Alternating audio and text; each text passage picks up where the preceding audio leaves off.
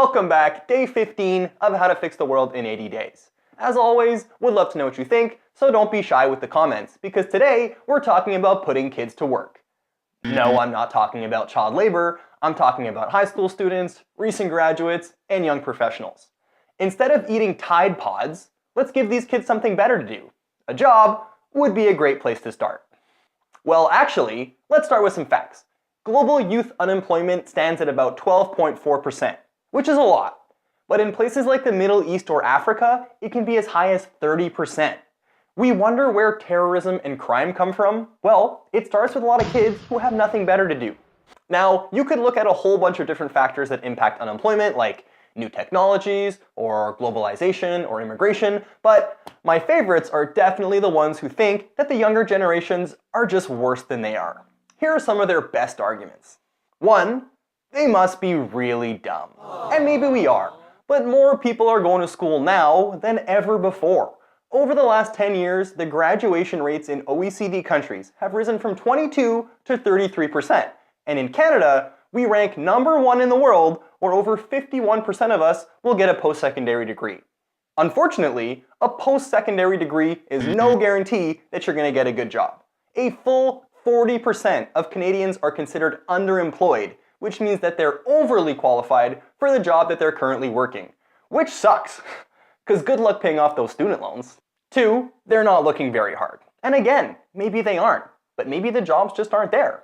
As early as 2014, unemployment was down, but there were less full-time jobs than the year before because all the new jobs were part-time. And there's nothing wrong with working part-time, but if you're a recent graduate, part-time work is not going to pay the bills. The other factor here is an aging workforce. In 2011, 19% of Canadian labor was over the age of 55. In 2006, it was more like 15%. So as people live longer and retire later, naturally, that leaves less jobs for the youth. And 3, saving the best for last, we're all entitled. And maybe we are a little bit entitled. But let's not pretend like we're any less entitled than you are. Who were the ones who threw a tantrum when we tried to raise the age of retirement from 65 to 67? Never mind that that law was made in 1951, when the average life expectancy was 67, and now it's 82. No, that's not entitlement. Or how about creating a real estate bubble in Canada that makes it pretty much impossible for anyone my age to buy a house? No, that's not entitlement either. Listen, I understand your frustration with today's youth. I really do. But the truth is there are statistical barriers to gainful employment. Was it always hard to get a good job? Of course it was. Do the youth today have useless, entitled, lazy brats? Of course we do. But that's not what we're talking about. The problem is that our youth are not working, and that's a problem for everyone. Who's going to change your diapers when you're old and decrepit? Who's going to keep feeding the economy with money so that you can enjoy your early retirement? Do you think those people you're making fun of are going to be lining up to help you? I don't think so. So here's the trillion-dollar question.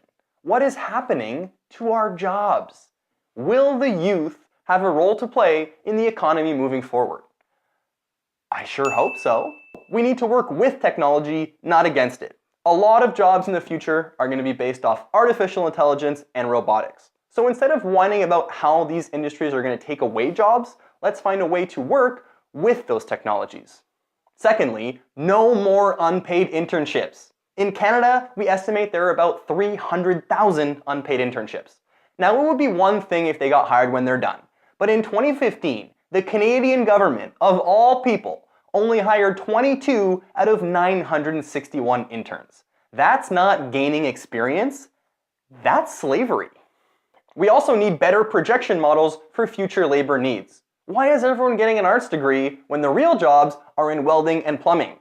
The more that we can actually project where jobs will be needed, the more the youth can prepare themselves for what's to come. And lastly, don't be afraid to create your own job. Follow your passion, find what you love, and worry about the financing later. If someone's not going to give you a job, don't worry about it, just make it yourself.